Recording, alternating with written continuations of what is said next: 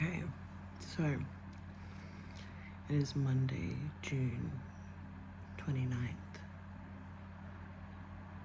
Dad's house is pretty much all cleared out. There's a few little things I have to go back in 2 days and get rid of.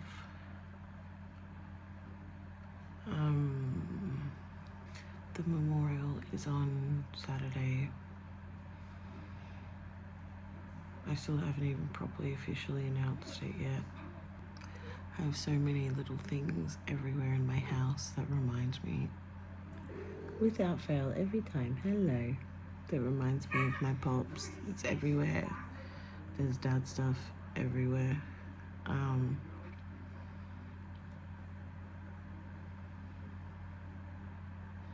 Yeah, there's photos, there's memories, there was things in boxes that we'd all forgotten about. Don't show your pop to the camera. So like I'd forgotten about, and my auntie would pull out and I'd be like, oh my God, like that means nothing to anyone, but that means so much to me, like. But anyways, when we were going through all the things, and this is the reason I picked up the camera today, because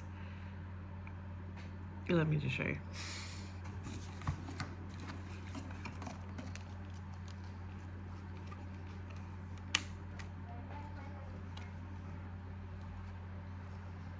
So this was at my dad's house, and I was like, okay, awesome. It's got a battery. Never used one of these before, but I was like, is there a memory card?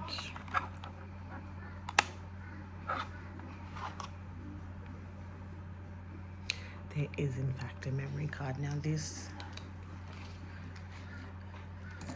is either going to be great, traumatic, or sad. There's going to be 3 outcomes, right? Because if there's nothing on here, absolutely nothing on here, saddies.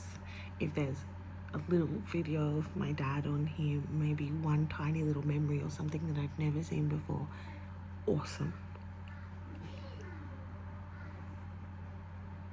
But if this man has porn on here, his own personal home movies, I don't know what I don't know. But we're gonna go on the journey together. I'm not gonna show it. We might open this in 2 seconds and it's gonna be nothing on here, but this is Tina Virginia reacts to possibly her own dad's.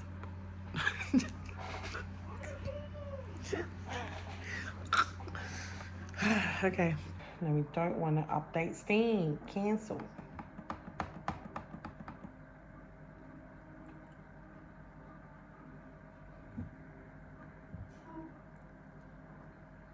Thank you. Okay.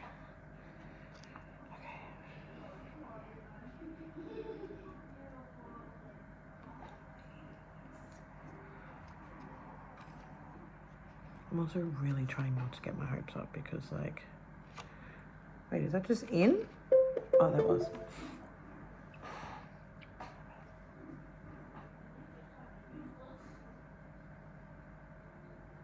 Okay.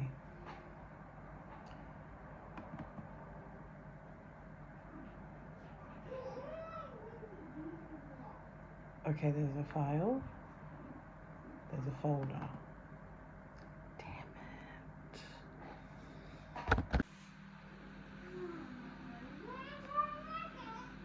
There's nothing on here. That's sad. But that's okay.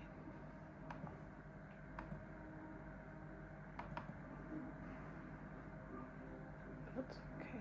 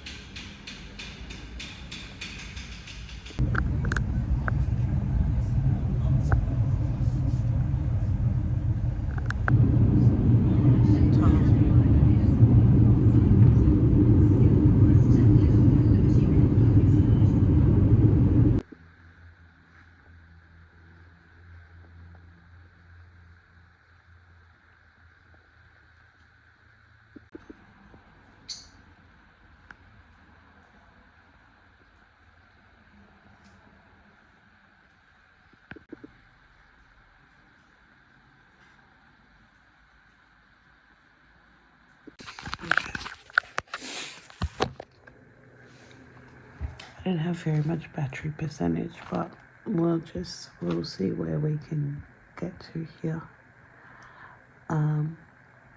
It's July 3rd. The funeral is in the morning. I've just spent hours writing my eulogy, or what I'm gonna say, and now I need to practice because I have to stand up tomorrow and hold a microphone and try and say this without being a blubbering mess the entire time. So I thought I would share the story of my daddy and practice at the same time. It's 2 pages long. And I wrote it in his notebook that he used to write notes to me in to make sure he remembered on the phone. Okay. No, that's the same page. Got it.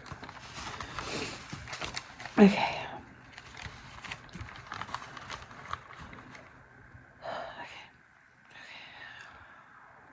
12,095 days Dad and I spent on this earth together. 12,095 days that I got to call him my dad. From the very first day where he held me on his belly and we watched the football, till the very last where I held his hand and made sure he wasn't alone. Fuck. We all had our different versions of Bad Boy Billy, but my dad was always my protector. In the beginning, Dad would always be there whenever we needed an escape. Usually that meant a weekend away at Dad's, a trip to Bow Desert. I think of yowies, fast car rides, and Camel cigarettes. They weren't the normal things you'd find in a parenting book, but they were Dad. When I was 17, my dad saved me again. I'd been kicked out of home and put on a plane. I had a broken ankle, and there he was, ready to pick up the pieces without judgment. I think so much of who I am today is because he always let me be my weird, silly, authentic self. He never made me feel like I had to be anyone else. I spent my years trying to make him laugh, seeing him smile or hearing that belly laugh. Something I said always felt like my biggest achievement. I just wanted my cool dad to think I was cool too.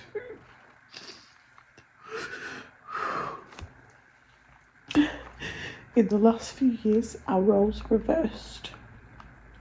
It was my turn to be protector, my turn to look after him. Gone were the days where I annoyed him, and hello my karma for all the things I must have put him through growing up. Somewhere along the way, I became his manager. If someone needed Dad for anything, he'd tell them, talk to my manager. And I wore that title proudly. Certain days, if mine or Auntie Shirley's phone lit up and it was Dad, we could about guarantee what the question was. Could you get me some Coke, love? Could you get Peter to drop off some smokes? Or what time's the carer here in the morning? And God forbid if we were busy, he'd keep calling. So at least we know where my stubbornness comes from. Thank you, Daddo. Over a year ago, we were talking on the phone, and this conversation always stuck with me. My dad could barely make it to his mailbox, but he was still reassuring me that he'd hurt anyone who ever hurt me. In Dad's mind, he was still my protector.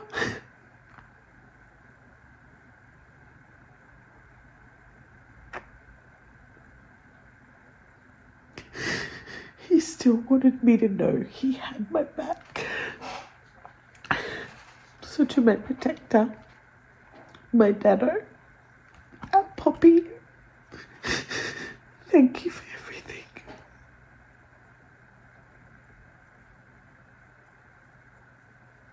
I hope I made you proud. I hope I made you feel safe and loved and happy. I know now wherever you are, the mullet is flowing. And you're speeding down some highway, singing in your hand and the tune's blasting. That smile is beaming. I'm sad. Our calls are over. I'm sad. My dad tasks are done. And I hope I'll get another dad cuddle again one day. I'm so grateful that out of all the billions of people on this planet, I got to spend 12,095 days calling you my daddo. I love you. I got this.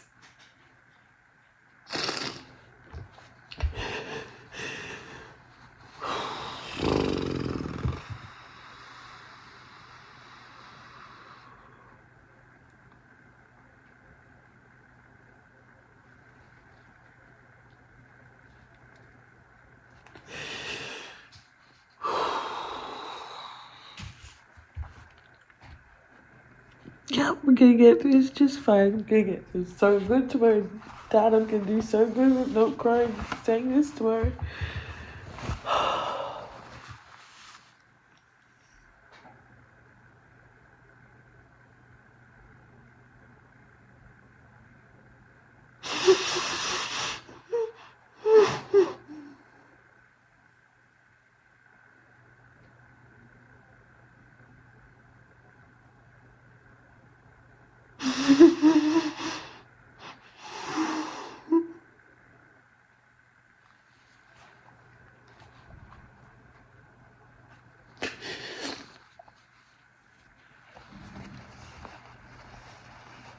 I wish this wasn't my fucking reality. I wish this wasn't happening. I wish I'd somehow mentally prepped myself to go, hey girl, this might happen sometime. Let's be realistic about this. But I don't think anything can prep you. And like, I miss my daddy. I miss my daddy so much.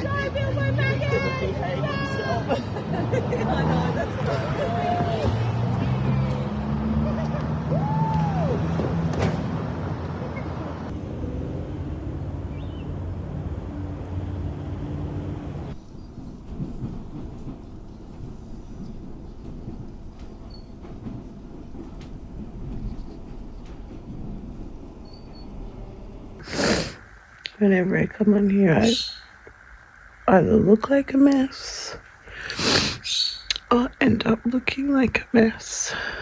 I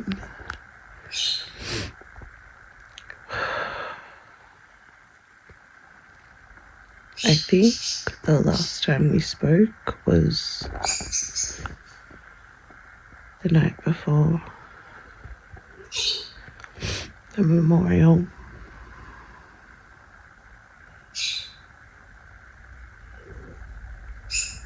It was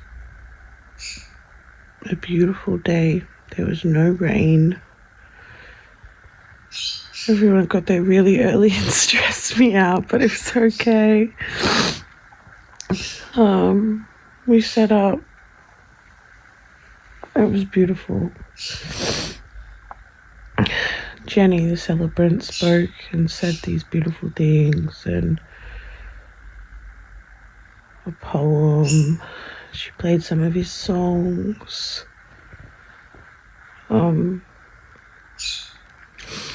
And right before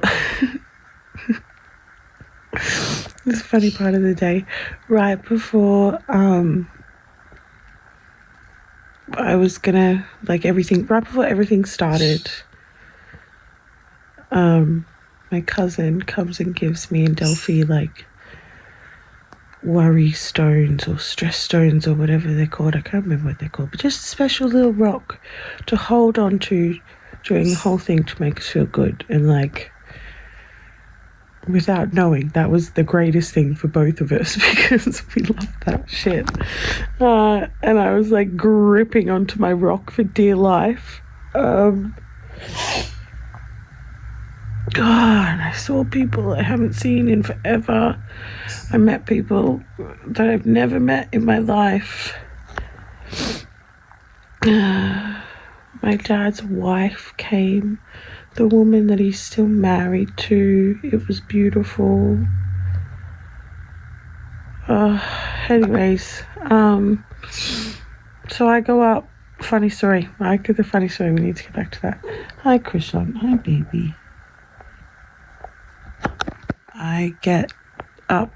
I start giving my eulogy. I should see if there's video of it, because for some reason I'm grateful but also, like, weird. But I guess this is the age that we live in.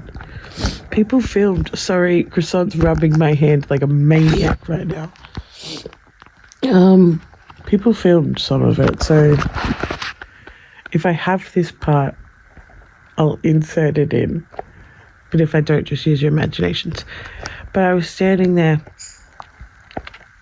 giving my speech, saying my eulogy, saying what we heard from the night before. And Delphine comes over and she's crying. And I stop and I start talking to her. Like, I take the microphone away from my mouth and I'm talking to her. And she's dropped her fucking rock. So she's crying. She's really sad. She's come over to tell me. Dean didn't stop her. I don't know what was going on in his head. But anyways, he didn't stop her. So I'm, like, trying to sort her out while I'm, like, bawling my fucking eyes out. And I give her my worry stone. And then she goes back to the seat and she, like, sits down. And I can finish what I was saying, like, finish my eulogy. But afterwards, everyone was like, oh my God, that was so cute. How Delphi was, like, coming up to you during, and she was really sad. And I was like, she wasn't sad that her puppy was dead. She was sad that she lost her rock. Honestly, so funny. The funniest thing of the day, we were all having the best laugh. And she got another rock and her rock's safe. And my cousin said, if you need more rocks, we have so many at home, so send us your address and we'll send you some. And I still haven't done that, but I will, because Delphine will be eternally grateful. Anyways, but the reason that I picked up his camera is because I just took a whiff of my dad's shirt. He had a flanny on, like a flannelette shirt. This. He had that on. That was the last thing he wore. It was on him when he slipped over. It has this fucking blood on it, which is weird, probably to some people, but I can't wash it. I can't wash it. And it smells so much like him. And I just got it out of the drawer. to just have a smell of my daddy and pretend that I'm getting a little cuddle.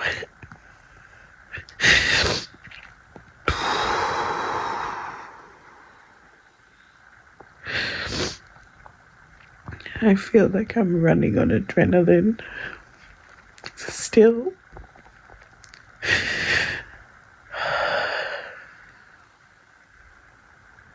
I miss him every single fucking day. Every single goddamn day. And I feel like a zombie at the same time. Like, adrenaline, zombiness. Grief is grief. Grief is grief.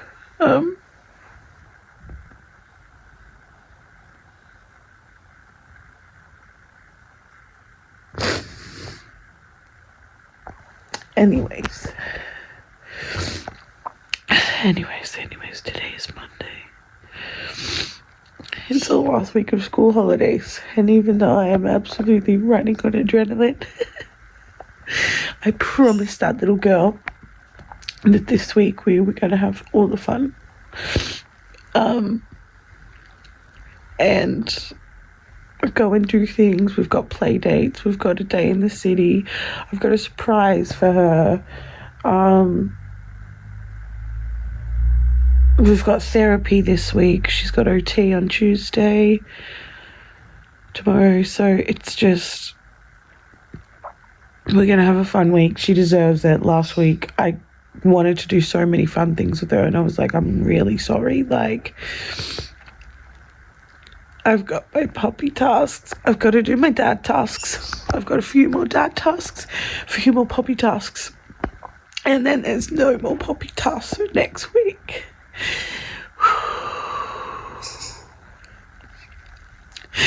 So next week I'm all yours.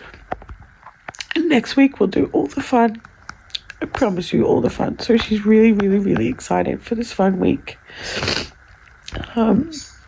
And she'll be home soon, and today's scooter day because she wants to ride her scooter. I'm in this state, so the start of the week is super, super fun, but I'm also trying to not run myself into the ground at the start of the week, so I have all the energy for going, all the spoons, all the energy for like leaving the house at the end of the fucking week. We've got Birdie's new cage coming, so I've got to build that. What else? Oh, and she really, really, really, really, really wants Mario Maker 2 on the Switch. So I'm going to get that for her. That will be a present tomorrow. So scootering today, Mario tomorrow, and therapy.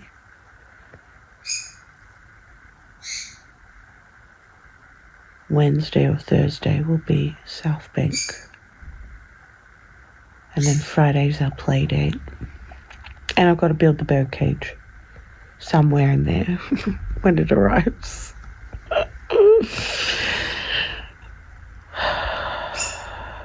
So that's what this week is going to be. I can manage this, and then next week she's back to school, so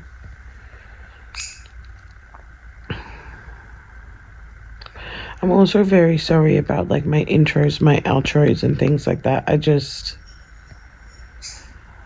I'm just picking up the camera to make sure I still continue this visual diary that I've been keeping with these vlogs. And that just meant that I wasn't in there, hey babe, so welcome back to my channel. It was just, this is life. I'm here with my dad's shirt that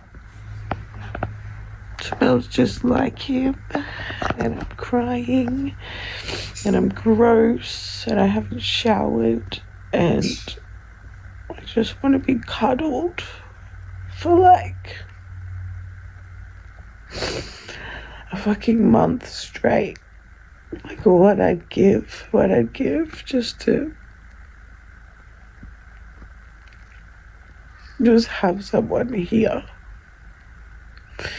that isn't my 7-year-old child that I don't want to burden and dump all my fucking trauma on her, and which I would never do, you know what I mean?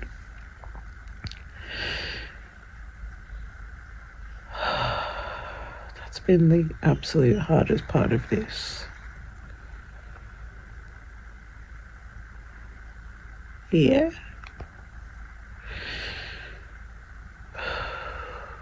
And it's Monday. Today's the day. My dad would have already been calling me, you know.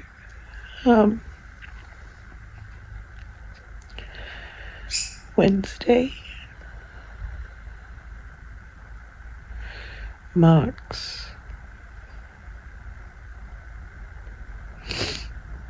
the 10th. No, that's from, I think it's Friday. Friday's the 10th, so Friday's a month since Poppy's passed.